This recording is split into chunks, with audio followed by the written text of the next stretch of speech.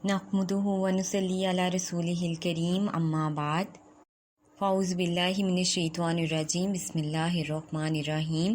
رب اشرح لی صدری ویسر لی امری واحلل عقدۃ من لسانی یفقہوا قولی رب زدنی علما رب زدنی علما رب زدنی علما اللہم فقہنا فی الدین۔ السلام علیکم ورحمۃ اللہ وبرکاتہ۔ آج ہم مختلف صورتوں کے متعلق دیکھیں گے کہ ان کی کیا فضیلت اور اہمیت ہے۔ اس فضیلت میں سورت الحود، سورت الواقعہ، سورت المرسلات، سورت النبا، سورت التکویر شامل ہیں، کیونکہ ان تمام صورتوں کی فضیلت ہمیں ایک حدیث سے معلوم ہوتی ہے۔ جامعہ ترمذی سے روایت ہے،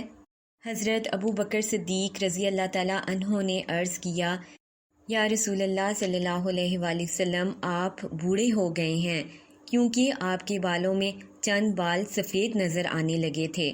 اس کی کیا وجہ ہے؟ آپ صلی اللہ علیہ وآلہ وسلم نے فرمایا، مجھے سورت الحود، سورت الواقعہ، سورت المرسلات، سورت النبا اور سورت التکویر نے بوڑھا کر دیا ہے، کیونکہ یہ صورتیں قیامت کا منظر پیش کرتی ہیں، یہ صورتیں قوموں کا حال بیان کرتی ہیں۔ ان صورتوں نے قوموں کے ایمان نہ لانے پر عذاب بتائے، ان صورتوں پر غور و فکر کرنے سے میرے بال سفید ہو گئے ہیں۔ اب دیکھیں کہ اگر انسان یہ چاہتا ہے کہ وہ نیکیوں کی طرف مائل رہے، برائیوں سے وہ دور رہے، تو اس کو چاہیے کہ آخرت کی فکر اپنے دل و دماغ میں پیدا کرے،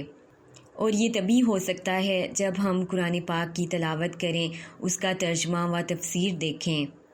اور ان صورتوں کا ہم مطالعہ کریں جو کہ آخرت کی فکر پیدا کرتی ہیں، کیونکہ آخرت کی فکر جو ہے بہت اہم چیز ہے، یہ ہمیں صحیح عقیدے پر لاتی ہیں، اور یہ صورتیں پڑھنے سے انسان نیکیوں کی طرف مائل رہتا ہے اور برائیوں سے دور رہتا ہے، کیونکہ ان صورتوں میں قیامت کا ذکر ہے، جہنم اور آگ کا ذکر ہے، کیونکہ انسان کے دنیا میں آنے کا مقصد صرف اور صرف اللہ کی عبادت ہے، جیسا کہ سورت الحود کی آیت نمبر 7 میں ارشاد باری تعالیٰ ہے،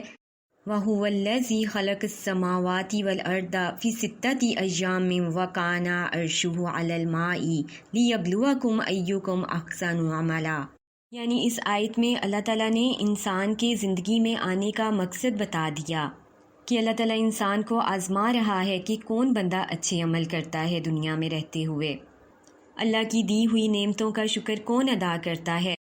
اور فرائض کو کون ادا کرتا ہے، اور اپنی تمام صلاحیت کو دنیا کے ساتھ جوڑنے کے علاوہ اللہ کے ساتھ کون جوڑتا ہے، کون بندہ اس کی عبادت کرتا ہے،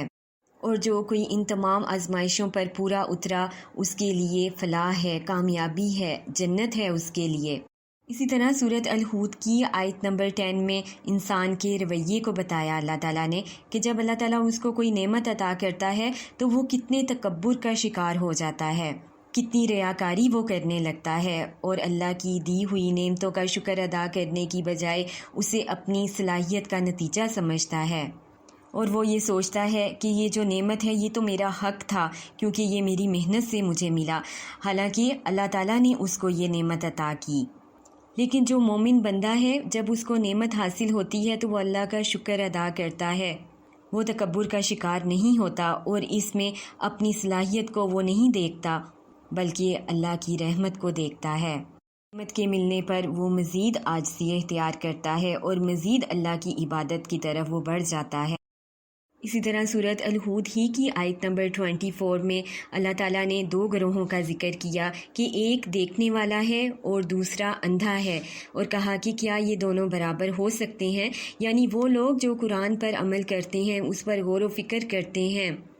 اور دوسرا وہ گروہ جو کہ آنکھیں بند کیے ہوئے ہیں، وہ نہ قرآن کو پکڑتے ہیں، نہ اس کی تلاوت کرتے ہیں، اور نہ ہی ترجمہ و تفسیر دیکھتے ہیں، تو ان کے متعلق بتایا گیا کہ کیا یہ دونوں شخص برابر ہو سکتے ہیں؟ اور ایسے لوگ برائیوں کی طرف مائل ہیں، ایسے لوگ کافر، مشرکین اور منافق ہیں، اور ان کا ٹھکانہ صرف اور صرف جہنم ہے۔ آیت نمبر 114 میں اللہ تعالیٰ نے انسان کو بتایا کہ وہ کس طرح برائیوں کو نیکیوں میں بدل سکتا ہے، کہ کوئی زیادتی کرے تو اس سے اچھا سلوک کرو، لوگوں کی برائیوں کو معاف کر دو، اعلیٰ سلوک کرو ان سے، تو اللہ تعالیٰ برائیوں کو نیکیوں میں بدل دے گا۔ اب دیکھیں کہ اللہ تعالیٰ ساتھ ساتھ اپنے بندے کو تسلی دے رہا ہے کہ اے میرے بندے، اگر تجھ سے غلطیاں ہو جاتی ہیں، گناہ ہو جاتے ہیں، تو پھر بھی تو غم زدہ نہ ہو، ابھی بھی تو واپس لوٹ آ۔ اگر تو استغفار کرے گا، تو نیک اعمال کرے گا، تو میں تمہاری برائیوں کو نیکیوں میں بدل دوں گا۔ اب ہم سورۃ الواقعہ کو دیکھتے ہیں، کیونکہ حدیث میں سورۃ الواقعہ کا بھی ذکر ہے کہ اس کے ترجمے اور تفسیر سے آخرت کی فکر پیدا ہوتی ہے، کیونکہ یہ سورت بھی آخرت کا، قیامت کا منظر پیش کرتی ہے، کیونکہ اس سورت کی پہلی آیت میں ہی قیامت کا ذکر ہے، اور آیت نمبر 4 اور 5 میں قیامت کے زلزلے کا ذکر ہے، پہاڑوں کا ذکر ہے کہ قیامت والے دن وہ کس طرح ریزہ ریزہ ہو جائیں گے۔ اب دیکھیں کہ قیامت والے دن اگر پہاڑ ریزہ ریزہ ہو جائیں گے تو انسان کی کیا حیثیت ہے۔ اور پھر اسی صورت میں آیت نمبر 7 سے لے کر آیت نمبر 11 تک اللہ تعالیٰ نے گروہوں کا ذکر کیا گیا جو کہ قیامت والے دن بنیں گے، کہ نیک لوگ ایک طرف ہوں گے اور بد لوگ ایک طرف ہو جائیں گے، اور تیسرا گروہ وہ ہوگا جو نیکیوں میں سبقت اختیار کرنے والے ہوں گے، یعنی دنیا میں نیکیوں میں آگے بڑھنے والے لوگ، جیسا کہ ارشاد باری تعالیٰ ہے، اور تم 3 گروہوں میں تقسیم کیے جاؤ گے، پس دائیں ہاتھ والے کیسے ہی اچھے ہیں دائیں ہاتھ والے، اور بائیں ہاتھ والے کیا حال ہے بائیں ہاتھ والوں کا، اور جو سبقت اختیار کرنے والے ہیں تو کیا ہی کہنا سبقت اختیار کرنے والوں کا، اور ایسے لوگ ہی جنت کے بہت نزدیک ہوں گے۔ اللہ تعالیٰ ہمیں بھی انہی میں سے کرے جو کہ سبقت اختیار کرنے والے ہیں، آمین ثم آمین۔ اسی طرح سورۃ الواقعہ میں اللہ تعالیٰ نے قیامت کا ذکر پیش کیا، قیامت کی ہولناکی کا اللہ نے ذکر کیا، اور پھر ساتھ ہی اللہ تعالیٰ نے اپنے مومن بندوں کو یہ تسلی دے دی کہ جہاں پر اللہ کا عذاب برحق ہے، وہاں پر اگر تم سے کوئی گناہ سرزد ہو جاتا ہے تو تم اپنے پروردگار کی تسبیح بیان کرو، استغفار کرو، یہی حق ہے، اور تمہارا زندگی میں آنے کا مقصد ہی یہی ہے کہ تم اللہ کی عبادت کرو، اور اگر تم سے کوئی گناہ ہو جاتا ہے تو استغفار کرو اور تسبیحات کی کثرت کرو،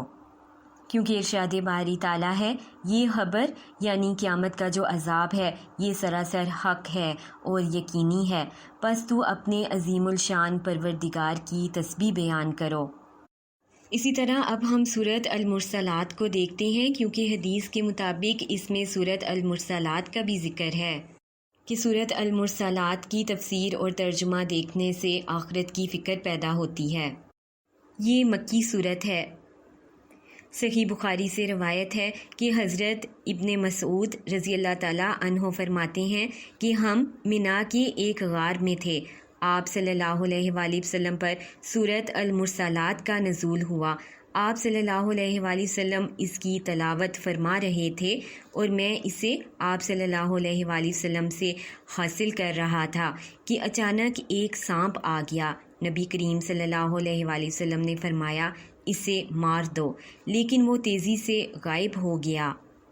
آپ صلی اللہ علیہ وآلہ وسلم نے ارشاد فرمایا کہ تم اس کے شر سے اور وہ تمہارے شر سے بچ گیا۔ اسے صحیح بخاری نے روایت کیا ہے۔ یعنی اس سورت کا پڑھنا انسان کو مشکل پریشانیوں اور تکلیفوں سے بچاتا ہے۔ اسی طرح بخاری ہی کی ایک روایت ہے کہ آپ صلی اللہ علیہ وآلہ وسلم نے بعض دفعہ مغرب کی نماز میں بھی یہ سورت پڑھی۔ اس سورت میں بھی اللہ تعالیٰ نے قیامت کی ہولناکی کا ذکر کیا کہ یہ اللہ کا وعدہ ہے اور قیامت برپا ہو کر ہی رہے گی، جس دن ستارے بے نور ہو جائیں گے اور آسمان پھٹ جائیں گے اور پہاڑ ٹکڑے ٹکڑے ہو جائیں گے، اور یہ فیصلے کا دن ہوگا، اور جھٹلانے والوں کو سزا دی جائے گی، قرآن کو جھٹلانے والوں کو، آپ صلی اللہ علیہ وآلہ وسلم کے احکامات اور پیغمبروں کو جھٹلانے والوں کو سزا ہوگی۔ اور وہ دن ایسا دن ہوگا جب اللہ تعالیٰ گناہ گاروں کے منہ بند کر دے گا، جھوٹوں کے منہ بند کر دے گا، اور ان کی کوئی معذرت قبول نہیں ہوگی۔ اور ساتھ ہی اللہ تعالیٰ نے بندہ مومن کو، جو ایمان والے ہیں، جو نیک اور عبادت کرنے والے لوگ ہیں، ان کو اللہ تعالیٰ نے خوشخبری دے دی کہ بے شک پرہیزگار لوگ سایوں میں ہوں گے، بہتے چشموں میں ہوں گے، اور ان میووں میں جن کی وہ خواہش کریں گے۔ اور ان سے کہا جائے گا اے جنتیوں کھاؤ پیو مزے سے اپنے کیے ہوئے اعمال کے بدلے، یقیناً ہم نیکی کرنے والوں کو اسی طرح جزا دیتے ہیں۔ اب ہم حدیث کے مطابق سورت النبا کو دیکھتے ہیں۔ اس سورت میں بھی اللہ تعالیٰ نے قیامت کا ذکر کیا۔ نبا کہا جاتا ہے خبر کو، اور یہاں پر خبر سے مراد قیامت کی خبر یعنی بہت بڑی خبر کی طرف اشارہ ہے۔ آیت نمبر 7 اور 8 میں اللہ تعالیٰ نے غور و فکر کا حکم دیا کہ تم پہاڑوں کی بناوٹ پر غور و فکر کرو، اور اللہ تعالیٰ نے تمہیں پیدا کیا اور جوڑوں جوڑوں میں پیدا کیا، اس پر تم غور و فکر کرو۔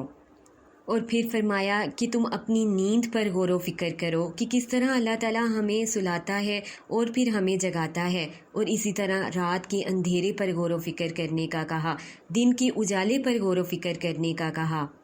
اور پھر اللہ تعالیٰ نے آسمان کا ذکر کیا، چاند اور ستاروں کا اللہ تعالیٰ نے ذکر کیا کہ کس طرح یہ بدلتے ہیں، کس طرح یہ کم اور زیادہ ہوتے ہیں، یعنی اللہ تعالیٰ نے انسان کو غور و فکر کرنے کا کہا تاکہ آخرت کی فکر پیدا ہو، قیامت کی فکر پیدا ہو۔